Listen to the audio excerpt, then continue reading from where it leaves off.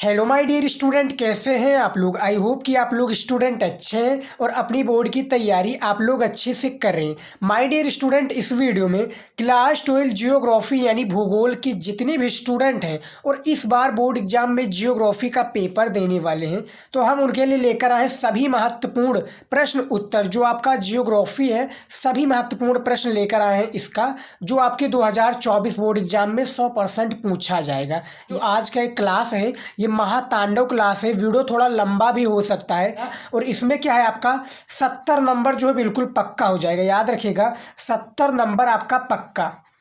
देखिए, जिन भी स्टूडेंट का टारगेट है इस बार का, 100 में से 95 प्लस अंक लाना, तो आज का ये वीडियो जरूर देखिए, उनके लिए सबसे ज़्यादा इम्पोर्टेंट है।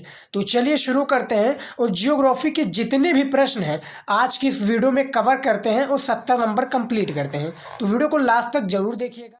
देखिए स्टूडेंट, सबसे पहले हम बहुविकल्पीय प्रश्नों से शुरुआत करेंगे, क्योंकि आप लोगों को भी पता है जो आपका बोर्ड एग्जाम में जियोग्राफी का पेपर होता है, वहाँ से आपका बहुविकल्पीय प्रश्न फिर अति लघु उत्तरीय फिर लघु उत्तरीय प्रश्न के साथ में स्टार्ट हो जाता है। तो सबसे पहले महत्वपूर्ण बहुविकल्पीय प्रश्नों को देखेंगे जो आपकी बोर्ड एग्जाम के लिए इम्पॉर्टेंट है। तो सबसे पहला प्रश्न देखिए क्या पूछा गया है। मानव भूगोल की निम्न में से कौन सी संकल्पना प्रकृति की सर्वोच्चता में विश्वास करती है। यहाँ पर आप पहले प्रश्न को पढ़िए। मानव भूगोल की निम्न में से कौन सी संकल्पना जो है ये प्रकृति की क्या है, सर्वोच्चता में विश्वास करती है। आपके ऑप्शन में 4 ऑप्शन दिया हुआ है, यहाँ पर आप देख सकते हैं। का है आपका पर्यावरणीय निश्चयवाद, खा है आपका संभववाद और गा है आपका नव निश्चयवाद या घा प्रत्यक्षवाद। तो इनमें से आपका सही विकल्प स्टूडेंट बताइए कौन सा हो जाएगा। इसमें से आपका पर्यावरणीय निश्चयवाद हो जाएगा पहले नंबर का सही विकल्प। उसके बाद में देखिए स्टूडेंट, दूसरा प्रश्न क्या पूछा गया है। निम्नलिखित में से किस महाद्वीप में जनसंख्या का न्यूनतम घनत्व मिलता है। यहाँ पर महाद्वीप की बात हो रही है, तो ओशियाना में या उत्तरी अमेरिका में या यूरोप में या अफ्रीका में। तो यहाँ पर आपका जो दूसरा प्रश्न है, इनमें से आपका क्या हो जाएगा, ओशियाना हो जाएगा, जो कि ऑस्ट्रेलिया में स्थित है। और इसमें महाद्वीप में जनसंख्या का जो न्यूनतम घनत्व मिलता है वो यहीं पर मिलता है। तीसरा प्रश्न देखिए स्टूडेंट, सारा इंपॉर्टेंट क्वेश्चन इस वीडियो में बताने वाले हैं। वीडियो थोड़ा लंबा है तो प्लीज़ स्टूडेंट वीडियो को लाइक ज़रूर कीजिएगा, शेयर ज़रूर कीजिएगा, क्योंकि आज का जो वीडियो है इंपॉर्टेंट है और इसको जो लिखने में, उसको रिसर्च करने में काफ़ी ज़्यादा हमारा मेहनत लगा है। लगभग 8 से 9 दिन लगा है इसको लिखने में, रिसर्च करने में। तो प्लीज़ स्टूडेंट लाइक कीजिएगा, शेयर कीजिएगा और कॉमेंट करके बताइएगा आज का ये वीडियो कैसा था आपके लिए। देखिए तीसरा जो प्रश्न क्या पूछा गया है, कौन सा एशियाई देश मानव विकास सूचकांक के अति उच्च संवर्ग में सम्मिलित है। कौन सा जो एशियाई देश है, यहाँ पर ये बात हो रही है। का है आपका चीन, खा है मलेशिया, गा है आपका श्रीलंका या घा मंगोलिया। तो तीसरा जो सही, जो तीसरे का राइट आंसर हो जाएगा ऑप्शन में, बताइए कौन सा हो जाएगा। यहाँ पर आपका चीन हो जाएगा राइट आंसर, यानी तीसरे का विकल्प सही है।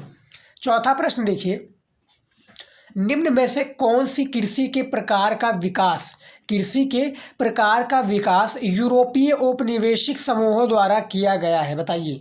यहाँ पर आपका 4 ऑप्शन दिया हुआ है और चारों ऑप्शन में से आपका एक ऑप्शन जो है राइट आंसर हो जाएगा। यदि आपको इन सभी क्वेश्चंस को क्या है, आपने जियोग्राफी का तैयार कर लिया है, क्लास 12 जियोग्राफी आपने तैयार कर लिया है बोर्ड एग्जाम की प्रिपरेशन के लिए, ऑब्जेक्टिव क्वेश्चन, तो आप मैं जो ये क्वेश्चंस बता रहा हूँ इसको आप टेस्ट के रूप में भी ले सकते हैं। अब टेस्ट के रूप में किस तरह से लेंगे, इसके लिए आपको करना क्या है, मैं जितने भी प्रश्न बता रहा हूँ उसका राइट आंसर आप बिना बुक में देखे, आप राइट आंसर आपको पता है तो कमेंट में हमें पूरा कैलकुलेट करते रहिए। मैं जितने भी ऑब्जेक्टिव क्वेश्चन बताता हूँ, कैलकुलेट करने के बाद में आप पूरे का हमें क्या है आंसर बता दीजिए, वो भी ईमानदारी से। उससे हमें आपकी पता चलेगी कि आपने किस तरह से तैयारी की है। उसी तरीके से हम जो जियोग्राफी की वीडियो अपलोड करेंगे इस चैनल पर। तो जो चौथा प्रश्न है स्टूडेंट, इनमें से आपका जो सही विकल्प है ये आपका रोपण कृषि हो जाएगा, जो कि चौथा प्रश्न का राइट आंसर है। चलिए देखते हैं अगला प्रश्न क्या पूछा गया है। पांचवा प्रश्न देखिए स्टूडेंट, कौन सा एक तृतीयक क्रियाकलाप है, यानी इनमें से चारों विकल्प में से कौन सा एक जो है वो तृतीयक क्रियाकलाप है। खेती है, बुनाई है, व्यापार है या आखेट है। तो बताइए स्टूडेंट। तो इनमें से जो आपका सही विकल्प हो जाएगा, याद रखिएगा, व्यापार जो हो जाएगा वो कि क्या है, एक तृतीयक क्रियाकलाप है। 6 नंबर प्रश्न देखिए, चैनल टनल जोड़ता है, जो चैनल टनल है ये क्या जोड़ता है? लंदन बार्लिन को, या बार्लिन पेरिस को, या पेरिस से लंदन को, या बार्सिलोना से बार्लिन तो जो आपका चैनल टनल है ये क्या जोड़ता है बताइए स्टूडेंट। यदि आपने पढ़ा है भूगोल में तो इसका आंसर आपको ज़रूर पता होगा। नहीं पता है तो इनमें से आपका गा सही विकल्प है, याद रखिएगा। क्या हो जाएगा? पेरिस से लंदन तक जो है चैनल टनल को जोड़ता है। 7वां प्रश्न देखिए यहाँ पर, निम्न व्यापार समूहों में से भारत किसका एक सह सदस्य है? यानी निम्न व्यापार समूहों में से जो भारत है ये किसका सह सदस्य समूह है, ये आपको बताना है। तो बताइए इनमें से स्टूडेंट, साफ्टा हो जाएगा, या आसियान हो जाएगा, या OECD, या ओपेक। देखिए जो 7वां प्रश्न है इसमें काफ़ी कंफ्यूजिंग है, क्योंकि जो आपके बुक में इसका आंसर दिया हुआ है वो आपका साफ्टा दिया हुआ है, लेकिन गूगल पर सर्च करने में आपका आसियान बता रहा है। तो जो इसका राइट आंसर हो जाएगा फिलहाल जो आपका बुक के हिसाब से का हो जाएगा, साफ्टा हो जाएगा। और यदि आपको स्टूडेंट इसका आंसर सही लगता है साफ्टा तो हमें ज़रूर बताइएगा, क्योंकि मैं कंफर्म नहीं हूँ। क्या है, मैं बुक से देखने के बाद में मैं गूगल पर सर्च करता हूँ कि जो ये इसका आंसर दिया हुआ है क्या सही है या गलत है। क्या है, हम आपके लिए कोई भी रिस्क लेना नहीं चाहते। रिस्क अब भैया किस तरह से नहीं लेना चाहते, बोर्ड एग्जाम में क्या है आपका एक भी क्वेश्चन गलत ना हो, इसलिए मैं सही से पहले बुक में भी इसका आंसर देखता हूँ, फिर उसके बाद में गूगल पर भी सर्च करता हूँ कि कोई भी क्वेश्चन का आंसर गलत ना जाए। तो देखिए 7वां का आपका का हो जाएगा साफ्टा। आपके हिसाब से क्या होता है कमेंट में इसका आंसर जरूर बताइएगा। 8वां प्रश्न देखिए, निम्नलिखित में से कौन सा एक समूह भारत में विशालतम भाषाई समूह है? चीनी, तिब्बती, भारतीय आर्य, आस्टिक, या द्रविड़। तो इनमें से आपका जो भारतीय आर्य हो जाएगा, इनमें से आपका राइट आंसर हो जाएगा। अगला प्रश्न देखिए स्टूडेंट यहाँ पर 9 नंबर प्रश्न देखिए, निम्नलिखित में से कौन खनिज नगर है? अंबाला, डिगबोई, कोलकाता, या चंडीगढ़। यानी इन्हीं चारों में से आपको इसका राइट आंसर बताना है कौन सा खनिज नगर है। तो इनमें से आपका जो डिगबोई है इसका राइट आंसर हो जाएगा, यानी आपका 9 नंबर प्रश्न का सही विकल्प हो जाएगा डिगबोई। अगला प्रश्न देखिए अगला प्रश्न क्या पूछा गया यहाँ पर देखिए, सारा इंपॉर्टेंट क्वेश्चन बताए हैं और काफ़ी इंपॉर्टेंट ये आज का वीडियो है। 1 से 1.5 घंटा इसको वीडियो को आप देख लीजिए। मेरी गारंटी कि आप 70 में 70 फोड़ोगी बोर्ड एग्जाम में, ये मेरी गारंटी। मैं जितने भी इंपॉर्टेंट क्वेश्चन लेकर आता हूँ उसमें कुछ ना कुछ इंपॉर्टेंट होता है, तभी मैं आपके लिए लेकर आता हूँ। और वीडियो को शेयर जरूर कीजिएगा जो आपके दोस्त हों, जो आपके साथ में पढ़ रहे हों, ताकि उन्हें भी हेल्प हो। तो देखिए 10 नंबर जो प्रश्न क्या पूछा गया है, कौन सा सिंचित क्षेत्रों में भू निम्नीकरण का मुख्य प्रकार है? कौन सा जो है सिंचित क्षेत्र है इसमें जो भू निम्नीकरण है इसका मुख्य प्रकार है? अवनलिका अपर्दन, या वायु अपर्दन, मृदा लवणता, या भूमि का जमाव। तो जो 10 नंबर प्रश्न है स्टूडेंट, इनमें से आपका गा हो जाएगा मृदा लवणता हो जाएगा सही विकल्प। 11 नंबर प्रश्न देखिए, निम्नलिखित नदियों में से देश में किस नदी में सबसे ज़्यादा पुनः प्रतियोग्य भूमि जल संसाधन है? तो वो आपका गंगा हो जाएगा, यानी 11 का गा राइट आंसर हो जाएगा। 12 नंबर प्रश्न देखिए, निम्नलिखित में से कौन सा ऊर्जा का अनवक्रिय क्या है? निम्नलिखित में से इन चारों में से क्या है, कौन सा ऊर्जा का अनवीकरणीय स्रोत है? जल है, ताप है, सौर है, पवन ऊर्जा है। तो जो आपका 12 नंबर प्रश्न है इनमें से आपका खा हो जाएगा, ताप हो जाएगा राइट आंसर, यानी 12 का खा सही विकल्प हो जाएगा। 13 नंबर प्रश्न देखिए, थारू जनजाति भारत में कहाँ निवास करती हैं? जो आपका थारू जनजाति है ये भारत के कहाँ पर निवास करती हैं ये आपको बताना है। ये जो क्वेश्चन है काफ़ी इंपॉर्टेंट है, इसको हमने काफ़ी बार अपनी वीडियोज़ में बताया है। खासकर मैंने चैप्टर वाइज भी इंपॉर्टेंट क्वेश्चन को तैयार करा रहा हूँ। तो यदि आपको पता है तो इसका कॉमेंट में ज़रूर से बताइएगा आंसर। फिलहाल जो इसका राइट आंसर हो जाएगा वो आपका तराई क्षेत्र हो जाएगा। जो थारू जनजाति हैं भारत में तराई क्षेत्रों में रहती हैं।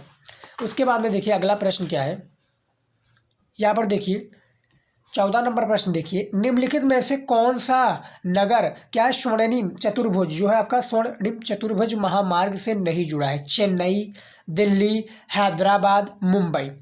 देखिए बताइए इसका आंसर। इनमें से आपका गा हो जाएगा हैदराबाद हो जाएगा, जो कि 14 नंबर प्रश्न का सही विकल्प है। 15 नंबर प्रश्न देखिए क्या है, नहावो सेवा क्या है? नहावो सेवा उपग्रह पतन है चेन्नई का। कोलकाता का, मुंबई का या कोच्चि का? बताइए इसका आंसर यदि आपको पता है। नहीं पता है तो भी बताइए, क्योंकि आपको क्या है उससे मेरा आइडिया लग जाएगा कि आपकी तैयारी किस तरह से। तो मैं इस बार हर सब्जेक्ट में क्या है आप लोगों को 95 दिलाना चाहता हूँ। अब भैया मेरे बोलने से तो कुछ होगा नहीं, आपको मेहनत करना पड़ेगा। मैं वीडियोज़ अपलोड करता हूँ, मेरा भी रिस्पॉन्सिबिलिटी बनती है कि मैं आपके लिए इंपॉर्टेंट वीडियो अपलोड करूँ, और आपकी भी एक रिस्पॉन्सिबिलिटी बनती है कि आप जितने भी मैं इंपॉर्टेंट वीडियो और जितने भी इंपॉर्टेंट क्वेश्चन मैं आपके लिए लेकर आता हूँ उसको आप इम्प्लीमेंट कीजिए, उसको आप याद कीजिए, उसका जो है नोट्स बनाइए, ताकि आपकी जो तैयारी है वो मजबूत हो सके। तो जो 15 नंबर प्रश्न है इसका फिलहाल जो राइट आंसर हो जाएगा वो आपका मुंबई हो जाएगा, जो कि 15 नंबर का प्रश्न का राइट आंसर हो जाएगा। चलिए देखते हैं अगला क्या आ जाता है हमारा। यहाँ पर देखिए स्टूडेंट, अब हमारा आ चुका है, देखिए हमारा आ चुका है महत्वपूर्ण अति लघु उत्तरीय प्रश्न। देखिए क्लास 12 जियोग्राफी का महत्वपूर्ण अति लघु उत्तरीय प्रश्न उत्तर, जो कि आपका जियोग्राफी में क्या है 8 प्रश्न पूछे जाते हैं और 16 नंबर आज की इस वीडियो में पक्का हो जाएगा। तो इसको भी देख लीजिए, इसमें भी काफ़ी इंपॉर्टेंट है और काफ़ी इंपॉर्टेंट हमने अति लघु उत्तरीय प्रश्नों को लेकर आया हूँ। तो यहाँ पर देखिए पहला प्रश्न क्या पूछा गया है, भारत के किन, यहाँ पर देखिए क्या है, भारत के किन राज्यों में विशाल ग्रामीण जनसंख्या है? इतनी विशाल ग्रामीण जनसंख्या के लिए उत्तरदायी एक कारक को क्या है लिखिए। यहाँ पर जो भारत की क्या है विशालतम जो विशाल जनसंख्या है, इसमें ग्रामीण जनसंख्या के लिए जो उत्तरदायी एक कारक है इसको आपको लिखना है। देखिए अति लघु उत्तरीय जो प्रश्न है भूगोल में खासकर ये आपका 2 नंबर का पूछा जाता है, 2 नंबर का एक प्रश्न, तो ज़्यादा बड़े में तो इसका आंसर देना नहीं पड़ता। तो देखिए यहाँ पर देखिए आंसर, उत्तर प्रदेश, बिहार, आंध्र प्रदेश, महाराष्ट्र, मध्य प्रदेश, पश्चिमी बंगाल, राजस्थान आदि राज्यों में विशाल ग्रामीण जनसंख्या है। क्या जो आल ये राज्य है सबसे ज़्यादा जो प्रेजेंट टाइम में जनसंख्या वो आपका उत्तर प्रदेश हो जाएगा, जो कि शायद 24 या 25 करोड़ जनसंख्या है। याद रखिएगा लाख में नहीं करोड़ों में आप बात कीजिए, क्योंकि यूपी जो है इंडिया का फर्स्ट लार्जेस्ट जनसंख्या वाला राज्य है।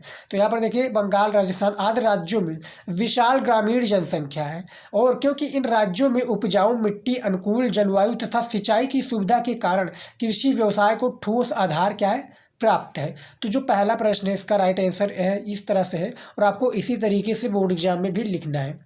उसके बाद में देखिए स्टूडेंट दूसरा प्रश्न क्या पूछा गया है, भारतीय भाषाओं को मुख्यतः कितने भागों में बांटा जा सकता है? जो आपका भारतीय भाषाएं हैं, हम लोगों का भी जो भारतीय भाषाएं हैं इसको मुख्यतः कितने भागों में बांटा जा सकता है? तो इसका आंसर देखिए, भारतीय भाषाओं को मुख्यतः 4 भागों में बांटा जा सकता है। सबसे पहला है आपका आर्य भाषाएं, आर्य भाषाएं हमने बताया आपका ऑब्जेक्टिव क्वेश्चन में। दूसरा है, काफ़ी बार हमने इसको बताया है, दूसरा है द्रविड़ भाषाएं। तीसरा है आपका आस्टिक। चौथा है आपका तिब्बती चीनी भाषाएं। तो ये 4 भाषाएं जो कि भारतीय भाषाओं में क्या है बांटा जा सकता है। ये आगे आपका प्रश्न जीतते हैं। अगला क्या है हमारा, यहाँ पर देखिए स्टूडेंट तीसरा प्रश्न क्या पूछा गया है, अधिवास के दो प्रमुख प्रकारों का क्या है उल्लेख कीजिए। सबसे पहला आपका है ग्रामीण अधिवास तथा दूसरा है नगरीय शहरी अधिवास। तो ये क्या है 3 नंबर का आपका राइट आंसर है। यहाँ पर 3 नंबर जो पर प्रश्न पूछा गया है कि अधिवास के 2 प्रमुख प्रकारों का उल्लेख कीजिए, तो हमने कर दिया है, 2 नंबर आपको एग्जामिनर इस पर दे देगा।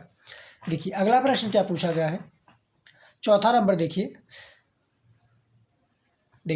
गैरीसन नगर क्या होता है? जो गैरीसन नगर है ये क्या होता है, उनका क्या प्रकार होता है, यानी उनका कार्य क्या होता है, इसके बारे में बताइए। देखिए सैनिक छावनियों के रूप, जो सैनिक छावनियों के रूप में विकसित होने वाले नगरों को गैरीसन ब्रैकेट में छावनी नगर कहा जाता है। इन नगरों का मुख्य कार्य क्या है, इन नगरों का मुख्य कार्य या मुख्य प्रकार सुरक्षा प्रदान करना होता है। उदाहरण है देखिए मेरठ, रुड़की, बबीना, बरेली, जालंधर आदि में क्या है ये सैनिक गैरीसन नगर होते हैं, याद रखिएगा। उसके बाद में देखिए 5वां प्रश्न, देखिए ज़्यादा जानकारी के लिए आप स्टूडेंट वीडियो को रोक कर भी देख सकते हैं, क्योंकि आपके लिए जो है स्टूडेंट क्या है समझना बहुत ज़रूरी है। जब आप समझेंगे क्वेश्चनों को तो आपका ज़्यादा हेल्प होगा एज कम्पेयर टू क्या है बोलते रहना। तो आप समझिए, और इसको लिखना चाहे तो लिख भी सकते हैं, काफ़ी इंपॉर्टेंट है। नहीं तो आप टिक लगाना चाहे तो टिक भी लगा सकते हैं। फिलहाल जो इसमें क्या है, क्योंकि आपने देखा होगा जो आपका अति लघु उत्तरीय प्रश्न होता है भूगोल में ये थोड़ा बड़ा पूछा लेता है, क्या बड़ा पूछा जा सकता है और बड़ा पूछ लिया जाता है, उसका बड़ा आंसर दे दिया जाता है क्वेश्चन बैंक हो या बुक में, तो आपको करना क्या है उसका राइट आंसर, क्योंकि 2 नंबर आपको मिल रहा है तो जितना पूछा गया है उतना ही इसका आंसर दीजिए। यानी जितना 25 शब्दों में पूछा गया है तो 25 ही शब्दों से ऊपर जाना चाहिए, नीचे मत आना चाहिए। अब ज़्यादा भी बड़ा मत लिख दीजिए, क्योंकि ज़्यादा बड़ा लिखेंगे भैया तब भी आपको 2 नंबर दिया जाएगा, याद रखिएगा। और छोटा लिखेंगे जितना पूछा गया है उतना तभी आपको 2 नंबर ही दिए जाएंगे।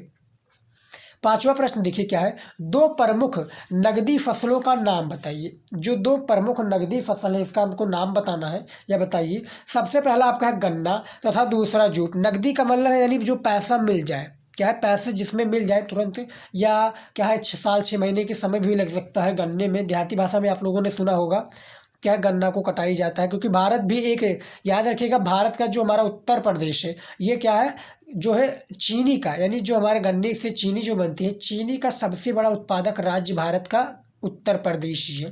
तो 2 प्रमुख नकदी फसलों का नाम बताइए, गन्ना तथा जूट जो है ये आपका राइट आंसर हो जाएगा। 6 नंबर प्रश्न देखिए क्या है, गन्ना किस प्रकार, क्या है गन्ना किस प्रकार की फसल है, सर्वाधिक गन्ने का उत्पादक कहाँ होता है। जैसा कि हमने बताया था आपको, तो यहाँ पर देखिए गन्ना एक उष्णकटिबंधीय फसल है। गन्ना जो है एक ये उष्णकटिबंधीय फसल है। उत्तर प्रदेश में सर्वाधिक गन्ने का उत्पादन होता है। देश का 40% होता है, क्या है उत्तर प्रदेश में। आप याद रखिएगा जो देश का है ये गन्ने का उत्पादक उत्तर प्रदेश में ही होता है, 40% लगभग। तो यहाँ पर 6 नंबर का प्रश्न का राइट आंसर देख सकते हैं। इतना ही आपको लिखना है और 2-2 नंबर आपका एग्जामिनर क्या है देता चलेगा, ये आपको याद रखना है। बस आपको लिखने का तरीका मालूम होना चाहिए, एग्जामिनर तो नंबर आपको देगा ही देगा। चलिए देखते हैं अगला क्या है हमारा। देखिए 7वां प्रश्न क्या पूछा गया है।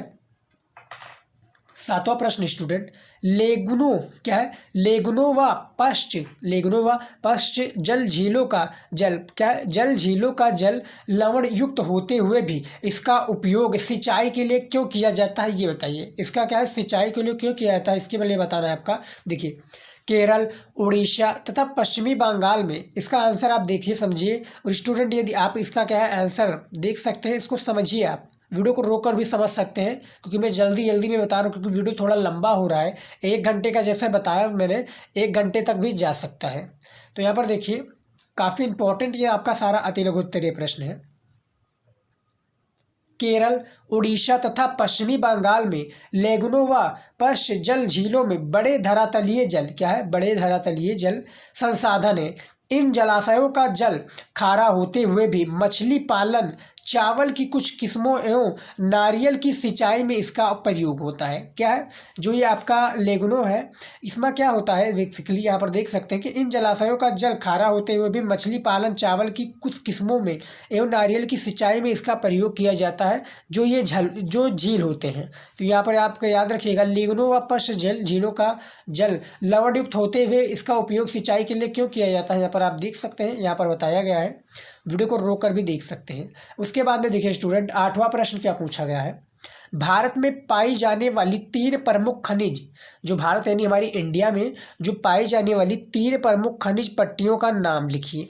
सबसे पहला है आपका उत्तर पूर्वी पठारी, यहाँ पर देखिए सबसे पहला क्या है उत्तर पूर्वी पठारी प्रदेश, दूसरा आपका दक्षिण पश्चिमी पठारी प्रदेश, तीसरा है आपका उत्तर पश्चिमी प्रदेश। तो ये आपका 8वें का क्या है सही विकल्प है, यानी 3 आप लिख देंगे प्रमुख खनिज पट्टियाँ, आपको क्या है नंबर 2 नंबर दे दिया जाएगा एग्जामिनर की तरफ से।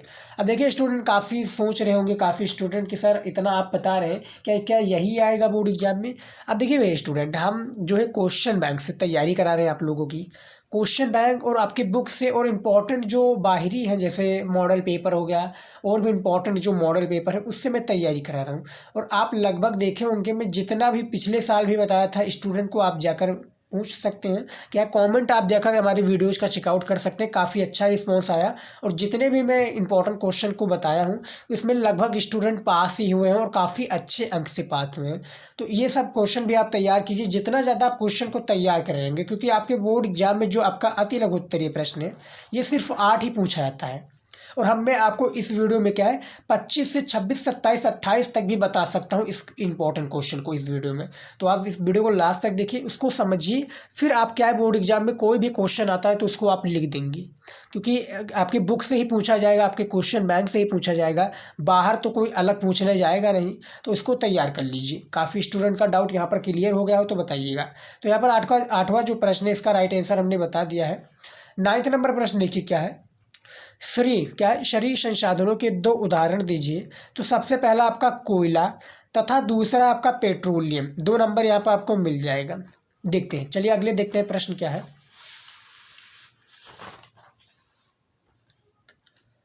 देखिए स्टूडेंट, 10वां नंबर प्रश्न देखिए, भरमौर जनजातीय क्षेत्र में समन्वित क्या है, जो भरमौर जनजातीय क्षेत्र में समन्वित जनजातीय विकास कार्यक्रम के सामाजिक लाभ क्या है, इसके बारे में बताइए। यहाँ पर देखिए, भरमौर जनजातीय क्षेत्र में जनजातीय विकास कार्यक्रम से सबसे अधिक विकास क्या है, सबसे अधिक जो विकास, यहाँ पर 2 बार लिख दिया है विकास, विद्यालयों और जन स्वास्थ्य, जो विद्यालयों जन स्वास्थ्य सुविधाओं, पेयजल क्या है, पानी वाला पेयजल, परिवहन एवं संचार तथा विद्युत के क्षेत्र में हुआ है। उदाहरण के रूप में समझिए यहाँ पर, इस कार्यक्रम के फलस्वरूप यहाँ साक्षरता दर में सुधार हुआ तथा लिंग अनुपात में सुधार तथा जो बाल विवाह की दर में क्या है, कमी दर्ज की गई।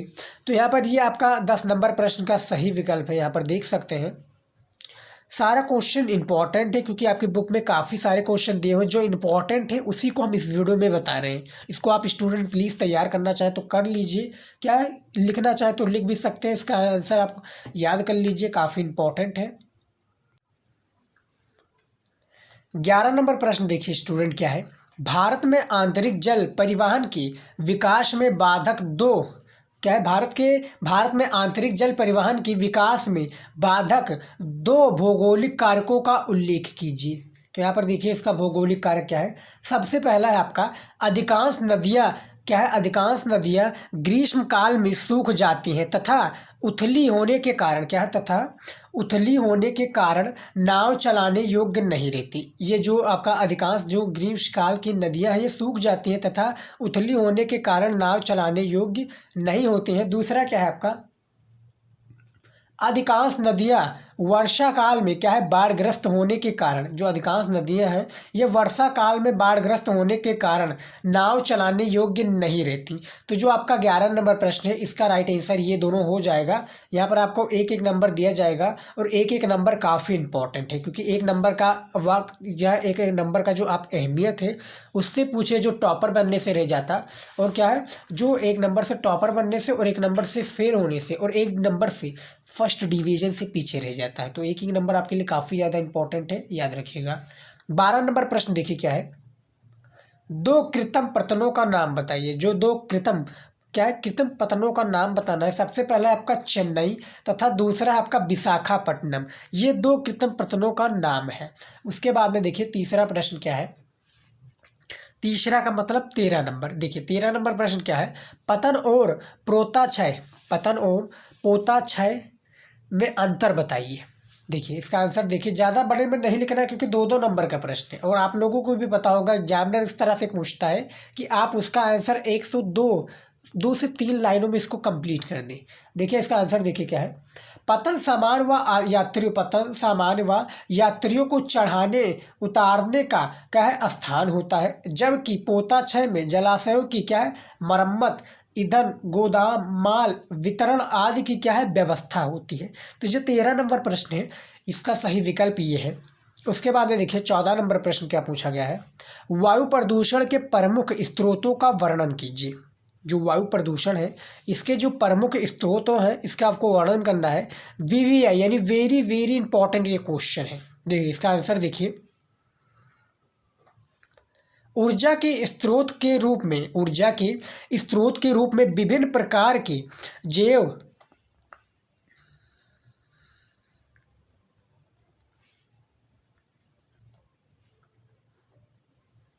देखिए, ऊर्जा के स्रोत के रूप में विभिन्न प्रकार के जैव ईंधनों के प्रयोग में वृद्धि के साथ पर्यावरण में विषाक्त धुएं वाली गैसों के उत्सर्जन के परिणाम स्वरूप वायु प्रदूषित होते हैं।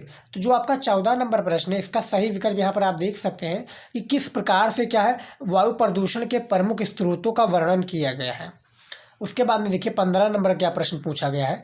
एलन सैंपल द्वारा, बहुत ही इंपॉर्टेंट ये प्रश्न स्टूडेंट, इसको आप तैयार जरूर कर लीजिएगा। पूरे जितने भी मैं इंपॉर्टेंट क्वेश्चन को बता रहा हूँ, कोई भी मत छोड़िएगा, सारा इंपॉर्टेंट है, सारा आपका बोर्ड एग्जाम में आ सकता है। यानी जो जितने भी मैं बताया हूँ, इनमें से आपका मिनिमम तो आपका 5-6 तो आ ही जाएगा। और मैं जितने भी बताता हूँ और भी मैं लाता रहूँगा आपकी तैयारी के लिए, और भी मैं लाऊंगा ताकि आपकी जो तैयारी है वो और भी मजबूत हो सके। तो यहाँ पर जो 15 नंबर प्रश्न है कि देखिए एलन सैंपल द्वारा दी गई मानव भूगोल की परिभाषा दीजिए। 2 नंबर का प्रश्न है भैया। देखिए आंसर देखिए, एलन सैंपल के अनुसार मानव भूगोल अस्थिर पृथ्वी और क्रियाशील मानव के बीच परिवर्तनशील संबंधों का अध्ययन संबंधों का अध्ययन ही मानव भूगोल कहलाता है। देखिए कितना प्यारा है। एलन सैंपल के अनुसार आपका बोर्ड एग्जाम में पिछले साल भी पूछा गया था और इस साल भी पूछा गया है। तो इसका आंसर देख सकते हैं कितना सटीक दिया हुआ है। चलिए देखते हैं अगला प्रश्न क्या आ जाता है। देखिए 16 नंबर प्रश्न देखिए, नवनिश्चयवाद को परिभाषित कीजिए। देखिए बहुत ही इंपॉर्टेंट ये प्रश्न है, नवनिश्चयवाद। ये प्रश्न है आपका, ये लघु उत्तरीय में भी पूछा जा सकता है, तो इसको आप तैयार कर लीजिएगा। तो देखिए इसका आंसर देखिए क्या है। ऑस्ट्रेलियाई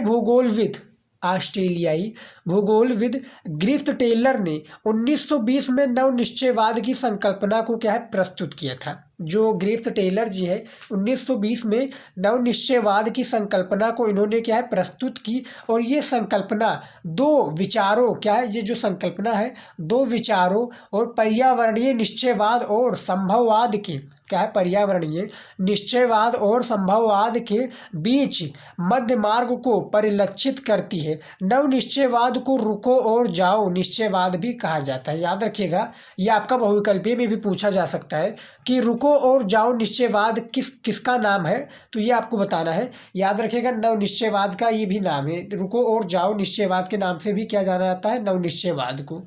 तो यहाँ पर देख सकते हैं 2 नंबर का आपका ये इसका यानी ए प्रश्न का आंसर है 2 नंबर का। उसके बाद में देखिए 17 नंबर प्रश्न क्या पूछा गया है। यहाँ पर देखिए जनसंख्या घनत्व से आप क्या समझते हैं। जो आपका जनसंख्या घनत्व है ये ज़्यादा आपका भूगोल में पूछा जाता है। तो देखिए जनसंख्या घनत्व से मैं क्या समझता हूँ या आप क्या समझते हैं। देखिए किसी प्रदेश के क्षेत्रफल एवं उसके निवासियों की संख्या के अनुपात को जनसंख्या का घनत्व कहते हैं।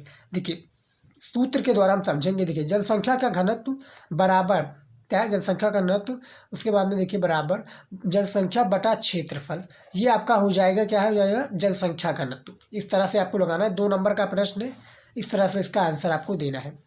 18 नंबर प्रश्न देखिए क्या है। आप्रवासी और उत्प्रवासी से आप क्या आशय हैं, या आप्रवासी व उत्प्रवासी से आप क्या समझते हैं। उत्प्रवासी को आप स्पष्ट कीजिए। तो ये सब जो है घुमा फिरा कर भी आपका प्रश्न पूछा जाएगा, लेकिन जो इसका सही आंसर है जो मैंने लिखा है यही होगा। देखिए वह प्रवासी जो किसी नए स्थान पर चले जाते हैं आप्रवासी कहलाते हैं। जैसे मैं प्रवासी हूँ और जैसे मैं अपने देश से बाहर चला जाता हूँ, या जैसे मैं अपने राज्य में उत्तर प्रदेश में चला जाता हूँ चेन्नई, तो वो क्या कहलाएगा, जैसे किसी नए स्थान पर चले जाते हैं वो आप्रवासी कहलाते हैं। जबकि वह प्रवासी जो एक स्थान से बाहर चले जाते हैं, जैसे देश विदेश चले जाते हैं, तो वो उत्प्रवासी कहलाते हैं। ये अप्रवासी और उत्प्रवासी से क्या आशय है ये आप देख सकते हैं। और ये आपका लघु उत्तरीय में भी पूछा जा सकता है कि आप्रवासी और उत्प्रवासी में अंतर भी स्पष्ट कीजिए। तो आपको अंतर भी स्पष्ट करना पड़ सकता है। बस आप समझिए और सारे क्वेश्चन का आंसर आप बड़े ही आसानी से दे पाएंगे। देखिए अगला प्रश्न क्या पूछा गया है। यहाँ पर देखिए 19 नंबर जो आपका प्रश्न पूछा गया है, मानव विकास सूचकांक क्या है। बहुत ही महत्वपूर्ण ये आपका प्रश्न आ चुका है, मानव विकास सूचकांक। तो इसका परिभाषा देखिए कितना इम्पोर्टेंट है। यहाँ पर देखिए मानव विकास सूचकांक एक मापक है।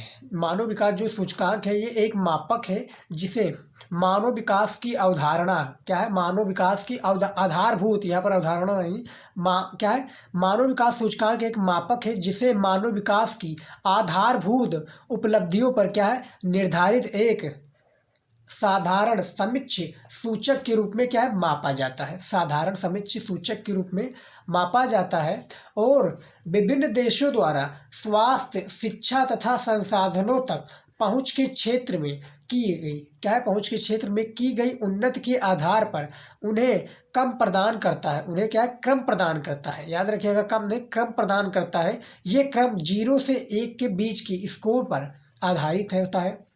स्कोर 1 से कितना, स्कोर जो है 1 से जितना निकट होता है मानव विकास का स्तर उतना ही अधिक होता है। तो ये आपका मानव विकास सूचकांक है और इसका सूत्र भी पूछा जा सकता है कि मानव विकास सूचकांक का आप क्या है सूत्र के साथ में मानव विकास सूचकांक को लगाइए। तो ये अभी आपका प्रश्न पूछा जाएगा तो इसका आंसर आपको इसी तरीके से देना पड़ेगा। उसके बाद में देखिए स्टूडेंट, 20 नंबर प्रश्न क्या पूछा गया है, आदिकालीन निर्वाह कृषि, जो आपका आदिकालीन निर्वाह कृषि कहाँ और किसके द्वारा की जाती है इसके बारे में आपको बताना है। तो देखिए इसका आंसर देखिए क्या है, देखिए आदिकालीन निर्वाह कृषि अथवा स्थानांतरणशील कृषि उष्णकटिबंधीय क्षेत्रों में क्या है, उष्णकटिबंधीय क्षेत्रों में वहाँ निवास करने वाले आदिम जात के लोगों द्वारा क्या है की जाती है। यहाँ पर जो आपका 20 नंबर प्रश्न दिया हुआ है, यहाँ पर पूछा गया है कि जो आदिकालीन निर्वाह कृषि ये कहाँ और किसके द्वारा की जाती है ये आपको बताना है। और ये काफ़ी बार आपका पूछा जा सका है, इसको हमने काफ़ी बार भी बताया, लेकिन काफ़ी स्टूडेंट क्या है हमारे इंपॉर्टेंट जो वीडियो है उसको लास्ट तक देखते नहीं और बीच में ही छोड़कर चले जाते हैं। बाद में कमेंट करते हैं कि सर आपने जो बताया था वो आया नहीं। भैया जब आप वीडियो को देखते नहीं, उसको इम्प्लीमेंट नहीं करते, उसको आंसर नहीं देखते, लास्ट तक आपको वीडियो देखना पसंद नहीं है और क्या है आपको रिजल्ट चाहिए तुरंत। यानी आपने सोचा कि मेरे यहाँ पर क्या है लिख दिया है बोर्ड एग्जाम में और कल रिजल्ट आ जाए, कल मैं टॉपर बन जाऊँ, तो ऐसा नहीं होता। आपसे भी बड़े बड़े क्या है दिग्गज पढ़े हुए हैं, आपसे भी बड़े बड़े स्कोरर पढ़े हैं, आपसे बड़े बड़े टॉपर पढ़े हैं। और यदि आपको भी टॉपर पढ़ना है तो आपको कुछ रूटीन फॉलो करना पड़ेगा, जो कि हमने बताया है कि बोर्ड एग्जाम में आपको जियोग्राफी की तैयारी किस तरह से करना ताकि आपको टॉपर बन सकते हैं। यदि आपने वो वीडियो नहीं देखा है तो जाकर देख सकते हैं, काफ़ी इंपॉर्टेंट वीडियो है। फिलहाल आज का वीडियो आपने लाइक नहीं किया तो लाइक जरूर कर दीजिएगा और हमारे इस चैनल को सब्सक्राइब कर लीजिए, क्योंकि इसमें हम आर्ट्स के सभी सब्जेक्ट की पूर्ण रूप से तैयारी करा रहे हैं। तो जाइए चैनल को अभी सब्सक्राइब कर लीजिए, जिनको भी क्या है बोर्ड एग्जाम में काफ़ी अच्छे अंक लेकर आना है। तो 20 नंबर जो प्रश्न है कि आदिकालीन निर्वाह कृषि क्या है कहाँ और किसके द्वारा की जाती है, तो यहाँ पर हमने देख सकते हैं 20 नंबर प्रश्न का सही विकल्प और सही आंसर हमें बता दिया है। देखिए स्टूडेंट, 21 नंबर प्रश्न आपका क्या हो जाएगा, आधारभूत उद्योग क्या है। जो आपका आधारभूत उद्योग है ये क्या है, आपका 21 नंबर प्रश्न पूछा गया है। तो इसका आंसर देखिए स्टूडेंट, देखिए वह उद्योग जो अन्य उद्योगों को अपने उत्पादों के द्वारा कच्चा माल प्रदान है, क्या है कच्चा माल प्रदान है, आधारभूत उद्योग कहलाता है। यानी आधारभूत उद्योग आपका बोर्ड एग्जाम में इस तरह से भी पूछा जाएगा कि आधारभूत उद्योग से आप क्या समझते हैं, आधारभूत उद्योग किसे कहते हैं, आधार उद्योग से आपका आशय क्या है, इस तरह से भी आपका प्रश्न पूछा जाएगा। लेकिन जो घुमा फिरा कर प्रश्न पूछा जाता है उसका सही आंसर यही हो जाएगा जो इस वीडियो में मैं आपको बता रहा हूँ, ये सामने वाला ही आपका राइट आंसर है। तो यहाँ पर देखिए वो उद्योग जो अन्य उद्योगों को अपने उत्पादों के द्वारा कच्चा माल प्रदान है आधारभूत उद्योग कहलाते हैं। उदाहरण के रूप में समझिए क्या है, लोहा इस्पात उद्योग, क्या है लोहा इस्पात उद्योग अन्य मशीनी उद्योगों के लिए क्या है इस्पात रूपी कच्चा माल उपलब्ध कराता है या उपलब्ध करता है, अतः लोहा इस्पात उद्योग को आधारभूत उद्योग कहा जाता है। तो जो आपका 21 नंबर प्रश्न है इसका राइट आंसर देख सकते हैं कि आधारभूत उद्योग क्या है, इसके बारे में इसका आंसर है। 22 नंबर प्रश्न देखिए क्या पूछा गया है, तृतीय क्रियाकलापों के 4 उदाहरण दीजिए। यहाँ पर देखिए जो तृतीय क्रियाकलाप है इसके 4 उदाहरण देना है। तो सबसे पहला जो उदाहरण है आपका व्यापार, दूसरा आपका परिवहन, उसके बाद में देखिए तीसरा आपका संचार, चौथा है आपका सेवाएं। तो जो आपका तृतीय क्रियाकलाप के 4 उदाहरण दिया हुआ है जो आपके इस प्रकार से है, देख सकते हैं। उसके बाद में देखिए 23 नंबर प्रश्न क्या पूछा गया है, रेडियो और दूरदर्शन को जनसंचार माध्यम क्यों कहा जाता है, इसके बारे में बताइए। जो आपका क्या है, रेडियो और दूरदर्शन है, ये जनसंचार माध्यम क्यों कहा जाता है, इसके बारे में आपको बताना है। तो इसका आंसर देखिए क्या है। देखिए काफ़ी इंपॉर्टेंट ये वीडियो है, और वीडियो को आप लास्ट तक देख लेते हैं तो मेरी गारंटी, जो आपका भूगोल में 70 नंबर पूछा था, 70 नंबर का आपका पेपर होता है, तो 70 नंबर में आपका क्या है, 16 नंबर तो आपका आज ही पक्का हो जाएगा, खासकर आपके अति लघु उत्तरीय प्रश्न में। तो इसका आंसर देखिए, रेडियो और दूरदर्शन के द्वारा समाचार चित्रों व दूरभाष कालों का पूरे विश्व में विस्तृत क्या है, दूरभाष कालों, कालों का मतलब है जो काल होता है जिससे हम बात करते हैं, क्या पूरे विश्व में विस्तृत श्रोताओं का प्रसारण किया जाता है या प्रसारण किया जाता है, इसीलिए इन्हें जनसंचार माध्यम कहा जाता है। देखिए 2 नंबर का प्रश्न है, काफ़ी इंपॉर्टेंट प्रश्न है, तैयार कर लीजिएगा। चलिए देखते हैं अगला प्रश्न क्या पूछा गया है। यहाँ पर देखिए 24 नंबर प्रश्न पूछा गया है, ट्रांस महाद्वीपीय रेलवे से क्या अभिप्राय है। जो आपका ट्रांस महाद्वीपीय रेलवे है, काफ़ी इंपॉर्टेंट क्वेश्चन है VVI, तो इससे आपका अभिप्राय क्या है, इसके बारे में बताइए। तो देखिए, ट्रांस महाद्वीपीय रेलवे ऐसे रेल मार्ग को कहा जाता है जो महाद्वीप के एक हिस्से को, क्या है, महाद्वीप के एक हिस्से को दूसरे हिस्से से जोड़ता है। यहाँ पर देख सकते हैं ट्रांस महाद्वीप किसे कहा जाता है, जो जैसे एक महाद्वीप है, और महाद्वीप जैसे एक महाद्वीप यहाँ पर है और एक महाद्वीप कहीं अलग है, यानी अलग डिस्ट्रिक्ट में है, तो जो उसको क्या है, जोड़ता है, एक महाद्वीप से दूसरे महाद्वीप में जोड़ता है, उसी को क्या कहा जाता है, ट्रांस महाद्वीपीय रेलवे कहा जाता है। तो 24 नंबर प्रश्न का सही आंसर है। 25 नंबर प्रश्न देखिए, काफ़ी इंपॉर्टेंट क्वेश्चन आया हुआ है। देखिए, उपग्रह संचार से आप क्या समझते हैं। जो आपका उपग्रह संचार है, इससे आप क्या समझते हैं, इसके बारे में आपको बताना है। तो यहाँ पर देखिए, इसका आंसर देखिए, उपग्रह संचार की एक आधुनिक विधा है। जो उपग्रह संचार है, क्या है, संचार की एक आधुनिक विधा है। इसके द्वारा संचार का जो अन्य साधनों जैसे इंटरनेट, आकाशवाणी एवं दूरदर्शन तथा टेलीफोन सेवाओं का भी क्या है, नियमन किया जाता है। जो टेलीफोन सेवाएं है, इसका भी नियमन किया जाता है। उपग्रह से प्राप्त चित्रों का उपयोग क्या है, मौसम के पूर्वानुमान, प्राकृतिक आपदाओं की निगरानी तथा सीमा क्षेत्रों की चौकसी हेतु किया जाता है। तो ये पूर्वग्रह संचार है, इसको देख सकते हैं, इसका आंसर देख सकते हैं। वीडियो को रोक कर भी इसका आंसर आप समझ सकते हैं। देखिए अगला प्रश्न क्या पूछा गया है। 26 नंबर प्रश्न देखिए, पतनों का मुख्य उद्देश्य क्या है। जो आपका पतन है, इसका मुख्य उद्देश्य बताइए। तो इसका मुख्य उद्देश्य भी आप लोग देख सकते हैं। पतनों का मुख्य उद्देश्य जहाज के लिए गोदी लादने, उतारने तथा भंडारण के लिए सुविधाएं उपलब्ध कराना है। क्या है, जो पतनों का मुख्य उद्देश्य है, इसका उद्देश्य है कि जहाज के लिए क्या है, जहाज जो है इसके लिए गोदी लादने, उतारने तथा भंडारण के लिए क्या है, सुविधाएं उपलब्ध कराना ही पतनों का मुख्य उद्देश्य कहलाता है। उसके बाद में देखिए 27 नंबर प्रश्न क्या पूछा गया है, व्यापार संतुलन से आप क्या समझते हैं। जो आपका व्यापार संतुलन है, इससे आप क्या समझते हैं। तो इसका आंसर देखिए, किसी देश द्वारा किए गए वस्तुओं के आयात और निर्यात, किसी देश द्वारा, जैसे हमारा भारत देश है, इसके द्वारा किए गए वस्तुओं का आयात, जैसे मुझे सामान, जैसे कच्चा तेल हमारे यहाँ से आता है, रूस से भी कच्चा तेल आता है, इराक से भी कच्चा तेल आता है, ईरान से भी कच्चा तेल आता है। तो जो सस्ते दामों में देता है, तो जिसे क्या कहेगा कि वस्तुओं का आयात और निर्यात के मूल्यों का अंतर ही व्यापार संतुलन कहलाता है। यहाँ पर देख सकते हैं 27 प्रश्नों को हमने बताया है। जो आपकी क्लास 12 जियोग्राफी भूगोल का महत्वपूर्ण पूरी बुक से लिया गया अति लघु उत्तरीय प्रश्न सहित उत्तर है, वो भी 27 प्रश्नों को बताया है। काफ़ी इंपॉर्टेंट है। आई होप कि आपको पसंद आया हो।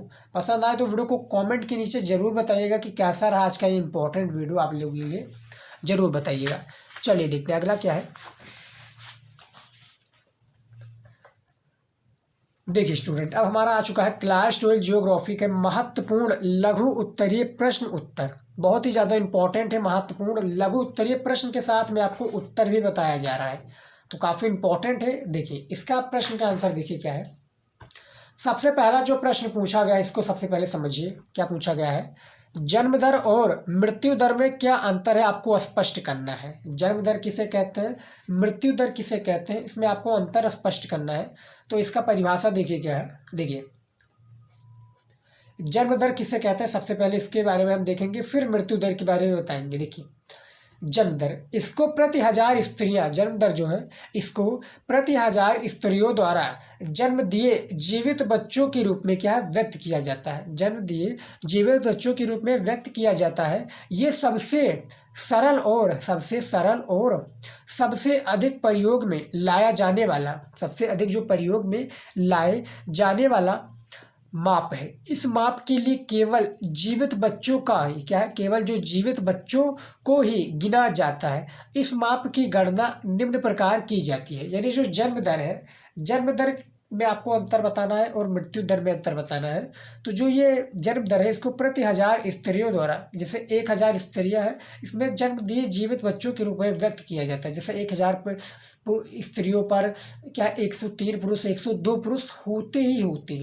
तो इसको निम्न सूत्र के द्वारा समझा जा सकता है। जैसे जन्म दर दिया हुआ यहाँ पर देखिए जन्म दर, उसके बाद में क्या है ऊपर देखिए, किसी वर्ष विशेष में जीवित जन्म, किसी वर्ष विशेष में जीवित जन, फिर बटा देखिए बटा देकर, उसके बाद में क्या है बटा देकर ये, उसके बाद में देखिए किसी क्षेत्र विशेष में वर्ष के मध्य जनसंख्या, जो किसी क्षेत्र विशेष में वर्ष के क्या है मध्य जनसंख्या गुणा 1000 हो जाएगा।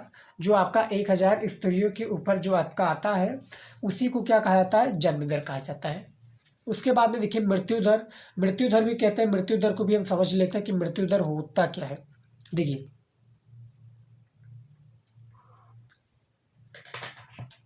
मृत्यु दर, देखिए मृत्यु दर किसी क्षेत्र विशेष, मृत्यु दर किसी क्षेत्र विशेष में एक वर्ष के दौरान प्रति हजार जनसंख्या के अनुपात में मृतकों की संख्या होती है। क्या है, 1000 प्रति 1000 जनसंख्या में अनुपात के मृतकों की संख्या होती है। इसकी गणना निम्न प्रकार है। देखिए गणना यानी सूत्र के अनुसार हम समझेंगे। देखिए मृत्यु दर क्या है, किसी वर्ष विशेष में मृतकों की संख्या, वहाँ पर जीवित होता था क्योंकि वो जन्म दर था, यहाँ पर मृतकों की संख्या जिसकी मृत्यु हो गई है, तो उस वर्ष के मध्य में अनुमानित जनसंख्या गुणे 1000, ये इसका सूत्र हो जाएगा। तो दोनों देख सकते हैं मृत्यु दर और जन्म दर किसे कहा जाता है। सूत्र के हिसाब से हमें समझा तो काफ़ी इंपॉर्टेंट है, और इसको जब आप समझेंगे, क्योंकि ये आपका लघु उत्तरीय प्रश्न है, और आपका लघु उत्तरीय प्रश्न खासकर जो आपका जियोग्राफी है इसमें 4 नंबर का पूछा जाता है, और जो इसके शब्द सीमा है 50 शब्दों में आपको बोर्ड एग्जाम में इसका आंसर देना है। फिलहाल यहाँ पर थोड़ा बड़ा हो गया है, फिलहाल आप जो इसका आंसर दीजिएगा 50 ही दीजिएगा, क्योंकि जो हमारा नेक्स्ट वीडियो आने वाला है इसमें हम बताएंगे कि आपको बोर्ड एग्जाम में जियोग्राफी की कॉपी किस तरह से लिखनी है। वो वीडियो हमारा जल्द ही आने वाला है। फिलहाल आप देख सकते हैं इसमें पहले प्रश्न का आंसर हमने बता दिया है। फिलहाल जो ये क्वेश्चन था लघु उत्तरीय का, सिर्फ एक ही हमने इस वीडियो में बताया हूँ। मैं और भी क्वेश्चन बनाया हुआ है चैनल पर, आप जाकर देख सकते हैं। इसके बाद में हमारा और भी क्वेश्चन आएगा, इंपॉर्टेंट क्वेश्चन, जो कि आपके प्रश्न सहित उत्तर का रहेगा। नहीं देखा तो जाकर देख लीजिए, और यदि आपने हमारा इंपॉर्टेंट टॉपिक वाला स्टूडेंट वीडियो नहीं देखा है तो उसको आप मिस कर रहे हैं, जाइए देखिए, और उसको क्या है लाइक शेयर सब्सक्राइब जरूर कीजिएगा। और इसको क्या है लाइक शेयर सब्सक्राइब आप कर दीजिए या मत कीजिए, उसके कोई फ़र्क नहीं पड़ता है, लेकिन जितने भी मैं टॉपिक बताया हूँ उसको एक भी टॉपिक को छोड़ना नहीं है, उसका आंसर याद कर लीजिए। आपके बोर्ड एग्जाम में वो पूछा जाएगा, पूरे बुक से लिया गया, पूरे क्वेश्चन बैंक से लिया गया है। तो प्लीज़ स्टूडेंट तैयार कर लीजिएगा, क्योंकि जैसा कि मैंने कहा मैं हर एक स्टूडेंट को 95 दिलाना चाहता हूं। तो फिलहाल स्टूडेंट, तो आज का वीडियो था वो यहीं पर ख़त्म होता है। और देखिए आज का जो हमने कितने इंपॉर्टेंट टॉपिक आपके लिए बताया है, कितना सारा चीज़ें हमने बताया है इस वीडियो में। देखिए इसमें फ़िलहाल हमने 27, याद रखिएगा 27 अति लघु उत्तरीय प्रश्न सहित उत्तर को बताया हूँ, जो कि काफ़ी इंपॉर्टेंट है। और याद रखिएगा जैसा कि मैंने बताया था आपको 8 से 9 दिन मुझे लगा इसको लिखने में, इसको रिसर्च करने में।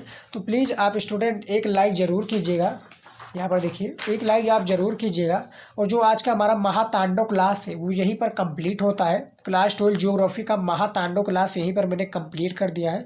2024 बोर्ड एग्जाम में भी आपका ये पूछा जा सकता है, सभी महत्वपूर्ण प्रश्न हैं। सिर्फ इसमें हमने विस्तृत उत्तरीय प्रश्न को नहीं बताया है, ये आपका टॉपिक वाली वीडियो में मिल जाएगा। नहीं तो मैं अलग से वीडियो बनाया हुआ हूँ इंपॉर्टेंट विस्तृत उत्तरीय प्रश्न। तो जाइए आप यूट्यूब पर सर्च भी कर सकते हैं, जो भी आपको वीडियो चाहिए सर्च कीजिए, 22 शिवम स्टडी नॉलेज लगा देंगे हमारे चैनल का नाम, वो आपको वीडियो मिल जाएगा। तो फिलहाल जो आज का स्टूडेंट वीडियो है बस यहीं पर कंप्लीट होता है। आई होप कि आज का वीडियो अच्छा लगा है तो वीडियो को शेयर जरूर कीजिएगा अपने दोस्तों के साथ। मिलता है नेक्स्ट वीडियो में। जय हिंद।